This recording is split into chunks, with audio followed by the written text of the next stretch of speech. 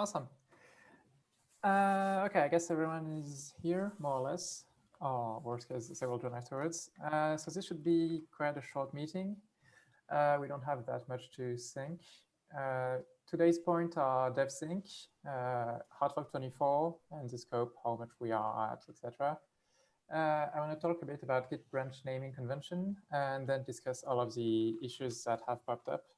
For those of you who are listening, issues is not like an actual issue. It's like a task, more or less. And yeah, nobody else brought up any more points, so that should be it. So who wants to start on the dev sync?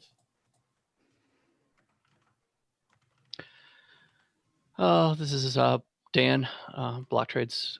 I could start with where we're at as far as the backend stuff goes. So we're setting up the CI right now, continuous integration for Hive D. That's in progress, probably a couple more days. We're also working on the steam.dal rename right now and planning for testing that. We've actually verified all the other changes so far in hard fork 24, and the other changes being the delayed voting. And we have something which validates invariance, which is basically code for checking the balances and things like that don't get messed up when we move from one hard fork to another. So we've tested all that. So the only thing we haven't tested at this point of the hard fork 24 changes is the rename that we haven't yet done. And I guess the chain ID. Those two things still need to be tested. Our plan is that once we've got the chain ID stuff completed, so the big issue here is going to be getting all the other libraries and stuff to test against it to be sure that they're properly detecting the chain ID change and then generating transactions using the correct chain ID. So what I was thinking we would do is we would set up a test net that just basically starts from block 0, switches at like block 1,000 to using the new chain ID, runs for another 1,000 blocks, then just gets shut down, and then we restart it again, and we just keep doing that. So anybody can then, who's got an API that they want to test against it, like a library or whatever, like Hive.js, can hook up their application to it and just wait, 1,000 blocks and then have it test the changeover, and it'll just be continuously running like that. If somebody wants to take on setting that test net up, that's a great open task. If not, then we should probably be able to have something ready by Monday, I think. But the actual work is probably only a couple of days if somebody wants to take it on. The other thing I kind of wanted to find out is who is taking on the tasks of updating the various libraries. So if you've already updated a library, maybe you could just chime in real briefly on that. And if you want to update a library that's not been updated, even more importantly, that would be great to know. That's all I got immediately. Cool. Yeah, on the library side, I don't think we have that many people who actually maintain those. Marky is writing that he's doing that Holger is doing the update in Beam. So yes, handled. I think that's one's done, if I recall correctly. Yeah, so I think that's been done already. And then what comes to mind is there is another library in Python, and then we have the steemjs and the Hive, well, Hive.js now. And yeah, so it needs to be done, but I don't think that's too much work.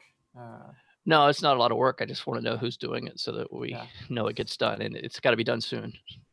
Yeah, I think we'll just do a raise your hand thing in Slack and see if anyone wants to take it up. If not, I might just do it. On my end, I've been working on on various things, mostly fixing a few API issues that have been brought up. I also did a new API called basically to get the incoming delegations to you, because before then you had to basically run analysis on a database to see who's delegating to whom, and then actually compute all the incoming delegations to you. And it's actually quite a simple change to just make an API that gets everything that comes to you. So that was actually requested by good karma, and I did it. And since then, I've been working on the RC delegation feature. I've successfully ported it from the SMT branch to the main branch. But then I realized that it's nowhere near as done as I thought it was. I found quite a few bugs, and while fixing those bugs, I'm starting to want to change more things. For instance, the way it's currently handled is you have basically 3 slots on your account, and you can only receive RC by 3 other accounts. So that kind of limits the use cases. So I'm still debating on how we should handle that. Should we like rework it completely or try to ship it as is? But so do we have a list of what the test cases, I mean, what the use cases are for RC delegation? To me, it's mostly account creation and Minnow support, basically. Okay, so from that point of view, you're saying a new account can only have 3 people giving it RC, is that correct? Yeah. Okay, so I guess just a question, honest question. Why would somebody need more than 3 if it's just opening up a new account? Oh, I think that the whole idea was that you don't really need more than 3. And I just don't really like the way it's like kind of locked, where if one person is delegating to you, then you, because the issue is that you have 3 slots. The first slot is for the account that created you. You can change the slots, but you can only change the first and the second. And so it's a bit, it's not as flexible as I would like it to be. But yeah, ultimately, that's why I'm still debating as to how much we want to change it, because most of the use cases will be it's just account creation, and that's handled by default. So that would be relatively easy to do. But yeah, there are a few, it's a bit over-engineered, I'd say, where you can delegate RC and then have the RC is like you can over-delegate from a pool and stuff like this. So I'm still debating internally how I really want this to look in the end. But I've made great progress. I would just like to get some input from the previous team to know how far they were really in terms of. Okay, are there tests for any of this stuff? No, I had to make all of them. Well, we have unit tests, but oh yeah, also an issue that I brought up this week is that unit tests are not passing on the Hive builds. So that should be fixed. Well, we should try to fix it. They're testing for us, but it may be, I don't know. I needed to know what branch you were testing. Was it master or head or where? I tried 0.23 and 0.24. Okay, that's the tags? Yeah. Okay. Well, is it tags or is it branches? Well, that's what I'm asking, because if it's a branch, I need to know where and the head, or I need to know exactly what revision was failing. Yeah, it's a branch. It's branch. Okay, so yeah, I would have to know where in the branch. So I was curious, if it's mainly about account creation, what would be against having ACC credits, well, account creation credits to be liquid, transferable? Yeah. I have no problem with that, actually. My only fear is that then it becomes like a market for it. But I think I have no issue with it being transferable. Just need to put in the work. It's not just account creation, though, because Steam Monsters have a lot of users that run out of RCs playing Steam Monsters, and they built a system that delegates them automatically. It's kind of like a RC delegation pool, but it has to use Steam power, of course. But they would be using RC delegation. And any big thing like Next Colony or Drug Wars, any of those things that come out would definitely be big candidates for that. And as well as communities that might be sponsoring members, but they need RC as well. So, but that's kind of the account creation part too as well. Okay, but what you said there is a good point. That's definitely not so much about a new account as far as it's about playing a game that uses up a lot of RC. And if we get them up with any other apps that are good, then that would be a problem as well, but we just don't have them. Right. Or that burn a lot of RC anyways. Like Magic Dice and all that stuff used to use a lot of RCs as well because Yeah, the amount of transfers you do, and then Steamroller is another one that does. Yeah, ultimately, Okay, it makes sense. I think it adds a lot of, it solves one big issue that most apps have, that you have to delegate Hive tokens right now. And that brings up a whole world of issues where people are using it and stuff. And also that could create like a delegation market where people can actually sell their RC. I know I have a ton of RCs that I don't use, so it could be like landed or stuff. Yeah, that has been my main focus for this whole past 2 weeks, I think.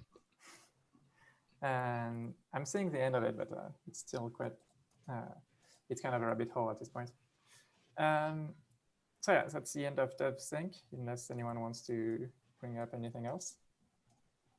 No, I just wanted to point everyone to Nick Nies or Bartesh work. I did initially a little bit of work on CI, on condenser and wallet, but Bartesh turned out to be a master in continuous integration. So he wrote a post about it yesterday, where he introduced it, and he also pushed it already to the condenser library. So condenser has been running for 1 week on my server, the staging environment, and now he took over, and his post is very detailed about what he envisions for actually a live deploy of condenser on Docker Swarm. And I think it's very interesting to read and chime in and maybe morph to that, but it's up to those who host hive.blog at the moment. Yeah, for those who are listening and don't know, Condenser is the name of the software that you see on previously steemit.com and now hive.blog. So yeah, definitely check it out if you haven't. It's quite interesting. So hard work 24. I think we are kind of settled on the actual feature set.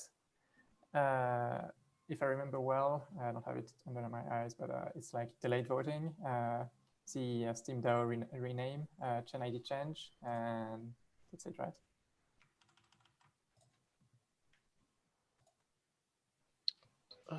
Sounds right. Yeah. Airdrops.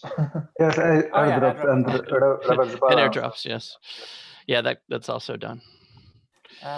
So, any thought of including the API change that I made as well?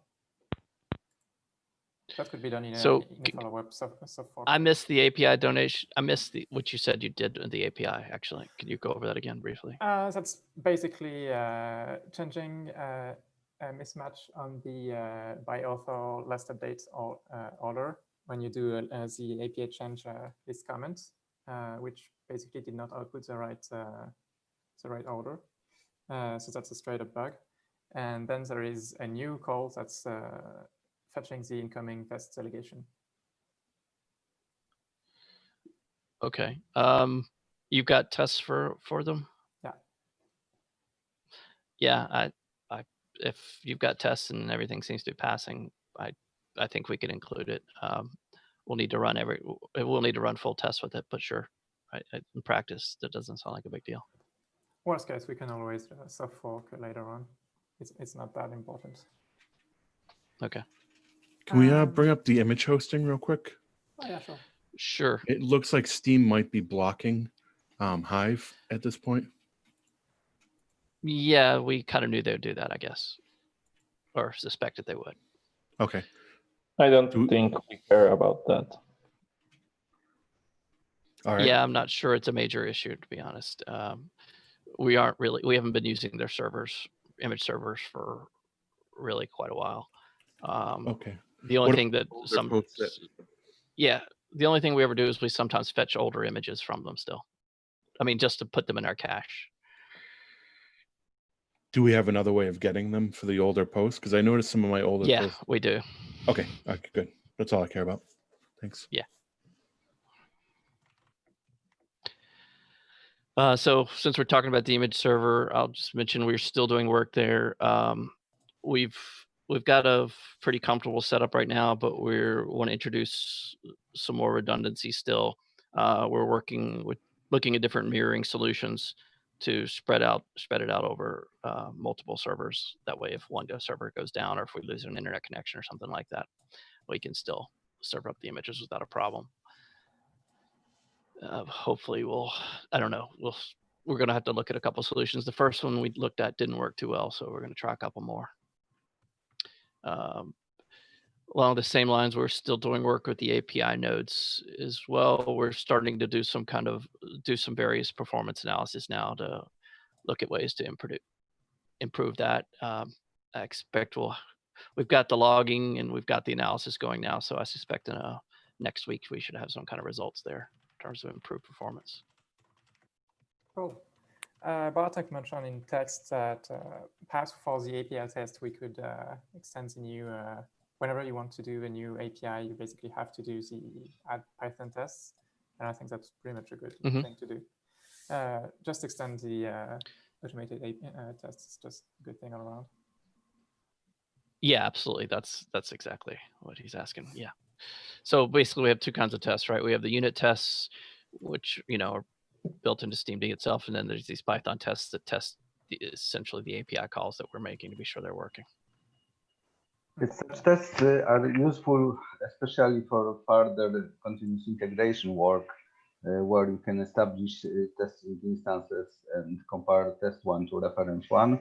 And this way, always see that the whole functionality of the node is working as expected, or even to check that our made expected changes are done and really some impact or test results. And we also will see that some difference occurs. Anyway, it's always better to test full path, starting from API endpoint and reading response from Python and have it tested automatically than manually or on some shortened path by unit test. Yep. So basically, these serve like regression tests. Yes, there are some tests done by us in the past for proposal systems, and probably they could be a good example how to do it and include in a whole set. If some question will appear, we of course can help and answer. So I hope it will be not a big problem. Okay, cool. So Farasim apparently is working on the Hive .pi, so that's cool. Okay, so onward to the Git branching convention. We've started to work without really naming convention. Last time we discussed how we would do releases and we settled on tags.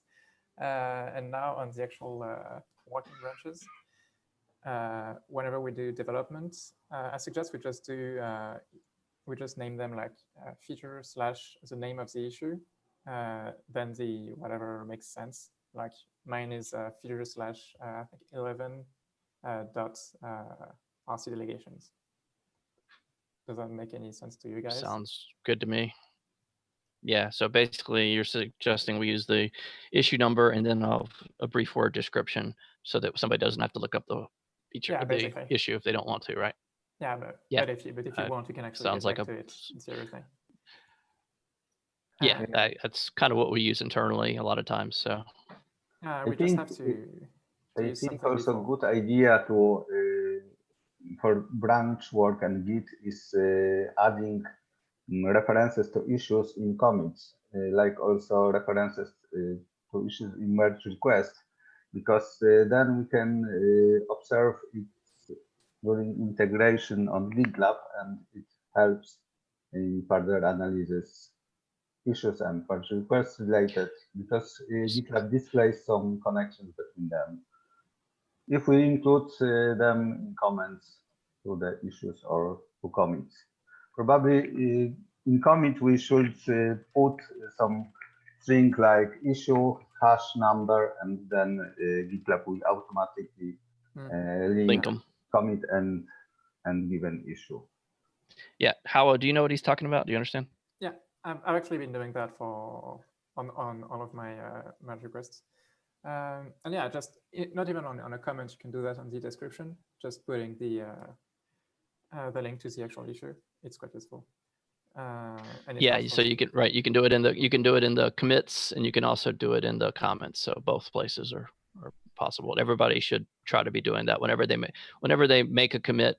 They basically want to link their commit to the issue one way or the other, either through the comment or through the commit message itself. So then we could, yeah, I don't think there is that much value in having a standardized commit message thing, but yeah, I don't know that we need one. Yeah, I mean, what we use one for like us. We'll often put like at the front who it is that's done the commit. But so we'll easily put like a bracket and then I'll just type it. Yeah, so this would be me, for instance. Yeah, and the only thing we need to take into consideration when naming branches is that we have to put something in front, because Steemit has been working for the longest time with GitHub issues. Issues in front. So they have already been using the name and then some word reference. So we have to put like feature / otherwise we would have conflicts quite quickly. Okay. So you're saying they put the, can you type that in just so I see what it looks like? Yeah, it's something like, and then it's. Okay, so the first part's the issue and then description. Yeah, okay, so just like we talked about. Yeah. Yeah, so then we have to do good. like. Right, so yeah, we have to do feature /. Okay. And also it brings some additional insight on what the merge request actually does. We could have like a fix or feature documentation / stuff like this. Although that's more of a. Okay, so basically we could use the first tag to say not only that it's an issue, but also kind of describe what kind of issue it is. Yeah, I think I'll sum it up in a post after this meeting. Okay. And then that's the longest part. Basically discuss the ongoing issues. I mostly wanted to bring up 2 of them. First one is removing the active votes from pretty much all the API calls, and then have it as optional. That was brought up by Asgarth from PigD. Basically, his issue with it is that more often than not, you don't need the active votes, like the actual description of each vote. And it slows down the call significantly because most of the data comes from him. If you have like 1,000 votes on a post, most of the data will be on it. And I wouldn't really be against it, because in the end, it's an easy optimization basically, and it's done correctly. Yeah, I think it's probably reasonable, but I guess I want to spend this next week sort of getting a handle on the API a little better before we go making many API related changes. Yes, that would be for Hot Fork 25 for sure. Okay. But no, I just wanted to bring up the discussion. Yeah, basically. yeah, no, I definitely saw it, and I think you're right. It's definitely interesting. I mean, if that's a problem for them, I mean, part of the thing is we still want to grapple with a little bit some of the delay times associated with the API calls and analyze that as the first step. My guess is the data itself is not even I mean, the transport of the data probably isn't a problem. If it's taking a long time, it's probably the way we're getting the data. So we may just be able to get the data faster. Yeah, true. Although that's data that people have to download anyways. But it's probably minor. But yeah. Second one is the autoclaim discussion. That's the one that I started, and my views has changed a bit on it. Basically, the idea is to drop the claim reward flow, because right now, when you get rewards, you actually get a right to claim the rewards, and only when you actually do the claim reward operations that some tokens are generated for you to use. I thought that was quite useless to go through that extra step, even though you just don't do taxes a lot. But yeah, in the end, it still has value for taxes. I still kind of want this to be available, but then we'd have to have like an account option to either enable or disable autoclaim. At this point, I don't think there is really value in spending time. Yeah, I mean, something like that could be done at the UI level for that matter. Well, the issue is that then the UI has to have your posting key, which is a bit annoying. That's true. I guess if they're not, well, I guess if they don't want to just do it, I mean, I was thinking kind of autoclaim when you log in, but. Oh, yeah. But yeah, but at this point, it's pretty much that solution has already been deployed. At most of the people I know already autoclaim, so at this point. Yeah. Okay. So yeah, I think I'll just close this issue because anyone is free to reopen it in the future if you want, but I don't think that there is that much value anymore. So yeah, that's most of the big issues I wanted to bring up. Let me just scroll through the issues quickly. Fixed unit tests, yeah. Incoming detection API, yes. No, there isn't that many actually. Yeah, no, I don't think that many new issues have been opened that needs to be discussed. Like most of them are pretty obvious bugs or things that we want to work on it anyways. Inertia just brought up the job reputation from soft consensus, but it's like a whole discussion in itself. Yeah, that's a big one. So I don't really want to bring it up now, but the issue with dropping reputation is that nobody is using the reputation anymore, but we don't really want to drop it without replacing it by something better, and finding out something better is like a huge project. So that's basically the reasoning. Yeah, pretty much. And yeah, that's about it for this meeting. We all knew it would be quite fast, so I'll still have an hour. So yeah. Sounds good. I can go eat lunch.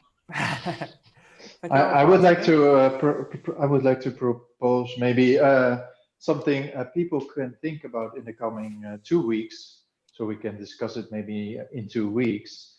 And that is currently, it's not for myself. My heart is with Hive, and that's why I'm giving my time. I'm also not full-time dedicated, although I spend a lot of time on working on related matters. Yet I'm curious how you guys who are spending day after day in the code, how you look at your rewards for yourself. I know some people individually made proposals for getting basically paid through the blockchain for their work on the Hive core.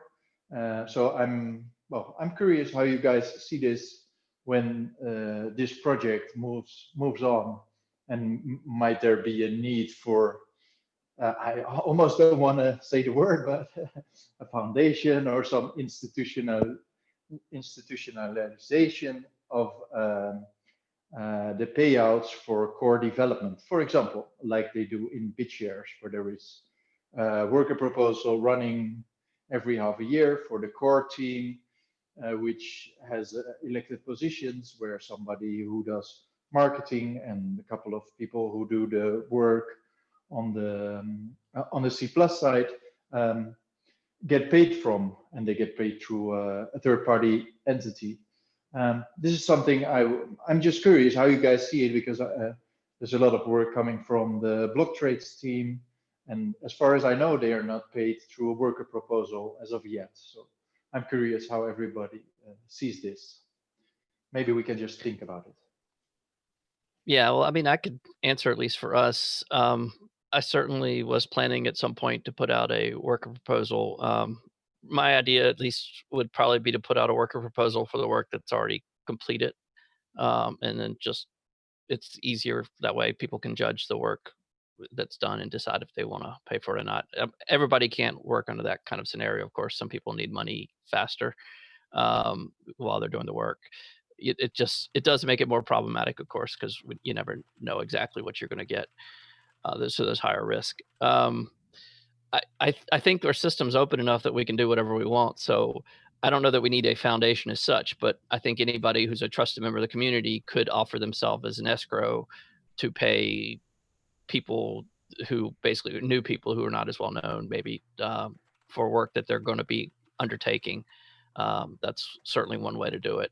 And of course, even the payouts from a proposal are daily. So somebody can just be a post. If it's decided that they aren't doing sufficient work, somebody can just basically get their funding cut off too. So in that case, funding is lost, but I mean, work is lost because there's nothing done, but at least how much gets paid is finite. So I guess we have a lot of options, and probably it's going to depend a lot on who the team is, how well known they are, and if, you know, that kind of thing, I think, as to what working arrangement works best. So you're touching on something interesting, Ron. I mean, on mine, what I've been wanting to do with the fund, development fund, SPS, whatever, for quite a bit is to basically have kind of a small foundation that gets the proposal, and then that way you can pay for smaller tasks. Because for me, the biggest issue is that it's a very heavy process to get your proposal to get funded. And so I'd like to see a place where you basically have a bug bounty program that's funded by the SPS and has like a group of people who actually gets to decide to, like people can, you just release jobs and people can apply to them. That way you can actually get people to participate even though they are not well-known members of the community. And that also alleviates most of the risk with starting on work and not knowing if you'll be paid at the end or not. So I wanted to ask on that, what amount of funding are you talking about for those kind of tasks? Because I mean, we already have one for very small ones, which is if you do something small, you can write a post and, you know, get paid $100 or whatever. But I'm assuming you're talking something more in, say, $1,000 task range or something like that. Yeah, pretty much. For instance, if someone wants to run a big marketing campaign that includes like funding through Twitter ads or something like this, and obviously it would be like vetted by the community beforehand, etc. But the issue is that you're never gonna put the hours to get your proposal funded for $1,000, and at the same time you're forced to go bigger, even though you may not want to go bigger. So I think there is kind of like a range where if you fall in the middle, you're spending too much time doing getting funded than doing the actual task. Right. And I'd like to address that basically that issue.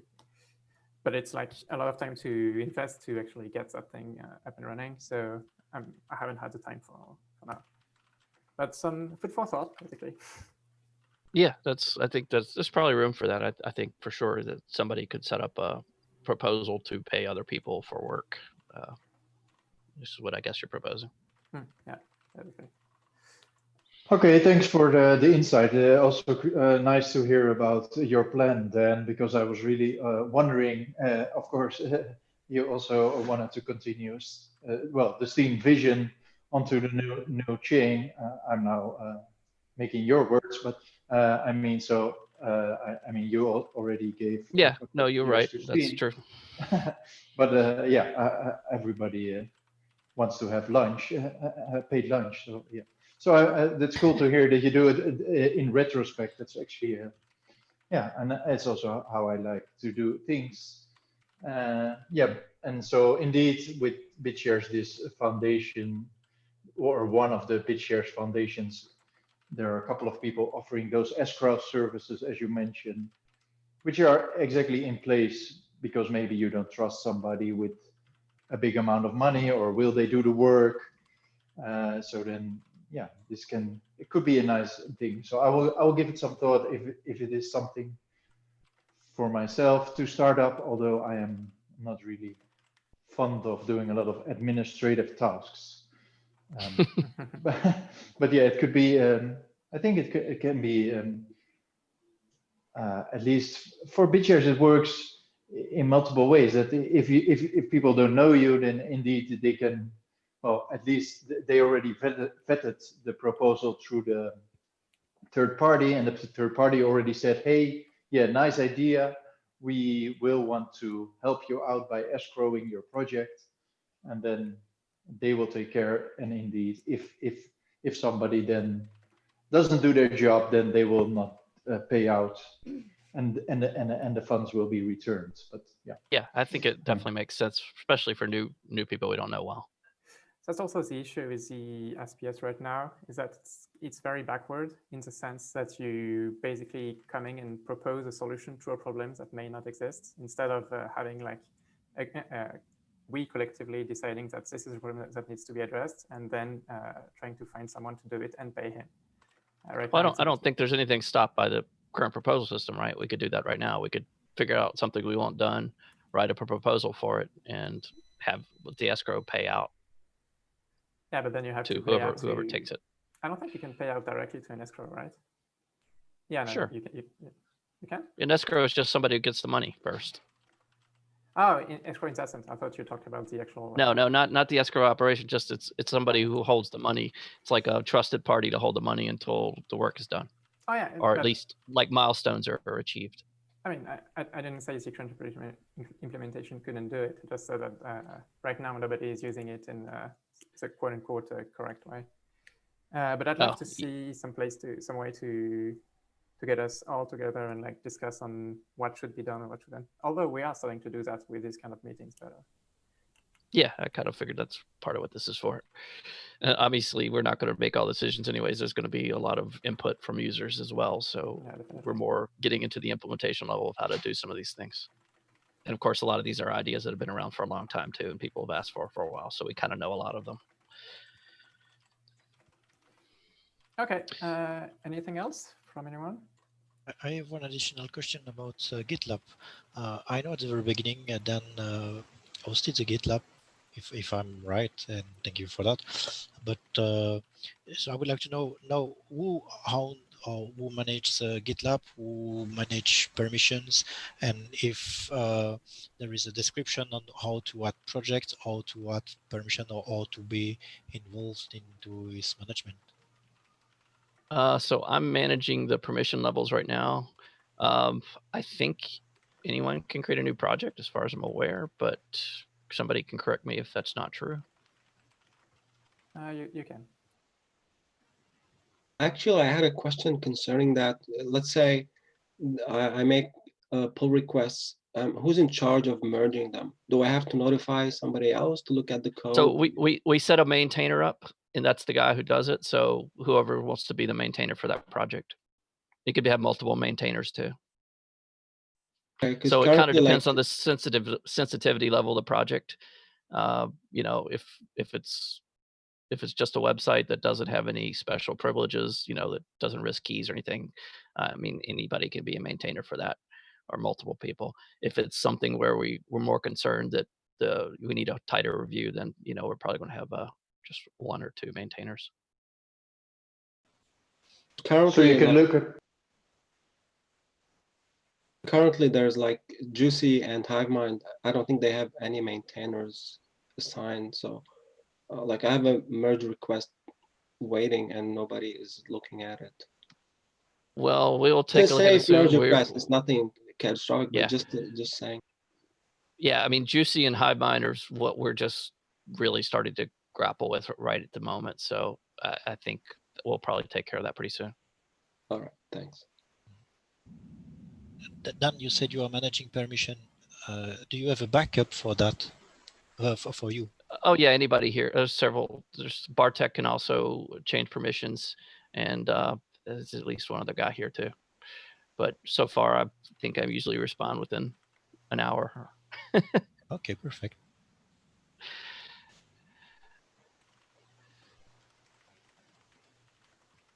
Okay, any other questions? Nothing. Cool. Well, thank you everyone. Okay, thanks guys. And yeah, we'll see you in 2 weeks. That's May. Okay, thank you guys. Thank you all. Bye. See you in 2 weeks.